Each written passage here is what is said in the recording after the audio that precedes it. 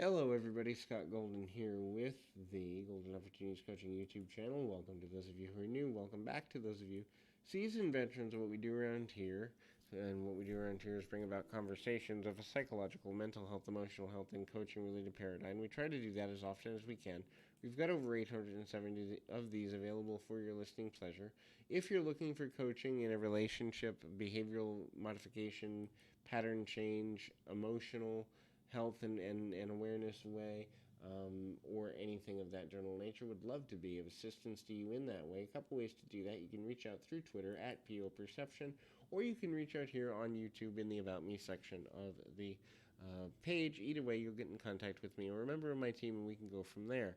Anyway, gaslighting is the behavior of trying to alter a person's mental state so that they make bad decisions and or take blame for things that are not theirs. It's also getting an emotional response and manipulating a person's emotions in order to control the narrative that a person believes and not take responsibility for the negative things that a person is doing. How does one know if they are being gaslit? So the first is the person is never actively listening. So, okay, okay, whatever you say, or other dismissive language is a major part of gaslighting. So, if a person says, for example, "Are you listening?" the person says yes, but they can't repeat anything that's been said during the conversation. They also have no interest in furthering the conversation with compelling questions. They instead are letting the person do a lot of talking, but not really giving any feedback. Language is important here in the sense of it's very dismissive, it's very abrupt, short answers, tight answers, and their body language and other nonverbal cueing is going to be more away, meaning that the person is not necessarily going to feel like it's worth looking at or working through. The next thing is decisions. So the gaslighter is going to either forcibly or subliminally try to manipulate decisions from the person they're trying to gaslight. So the idea of that would be something like telling them what to do or giving ultimatums around the idea, or making them think that it's their idea to change behaviors or modify what they were going to do or how they were going to behave, but in reality they're just the offending individual is just trying to control the narrative in the situation. They will dismiss any insinuation that in fact the gaslighting person doesn't have the victim's best interest at heart.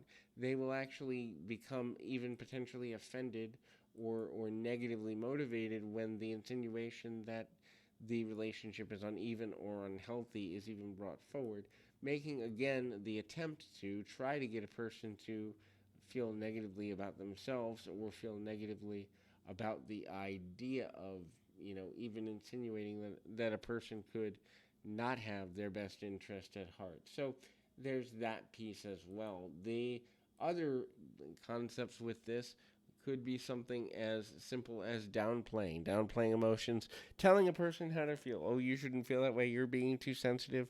You're being dramatic. You're being this. So projecting and portraying it as the person who is expressing discontent with the relationship as the one having the problem and not the gaslighter themselves.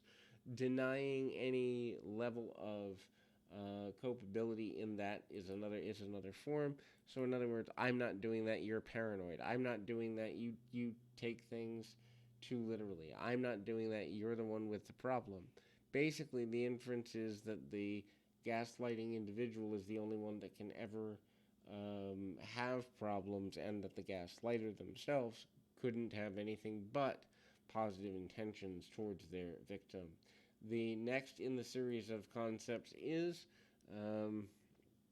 kind of looking at blaming, and so the concept of, well, if you did this or you did that or you didn't do this or you didn't do that, you wouldn't be in the situation if you are in the situation because, and putting blame back on the person that has been gaslit to the point where they doubt their own ability to make decisions. Remember, the focus of the gaslighter is to take control of a person's motives, to take control of a person's mindset, to take control of a person's emotional state simply by making them doubt their own judgment. And that is the whole function of someone who's looking to gaslight or willing to gaslight or interested in gaslighting on a consistent basis. The last thing is they will push for a confrontation but then claim they weren't. So they'll learn phrases, words, concepts, conversations, topics that cause pain for the gaslit victim and push the issue, but then when the victim fights back, they'll say that the victim themselves are the ones that are making the big deal out of things. All of these are designed to create doubt within the individual, which is the main focus. So hopefully this is helpful, and keep your feet on the ground, your mind in the moment. Till next time, everybody.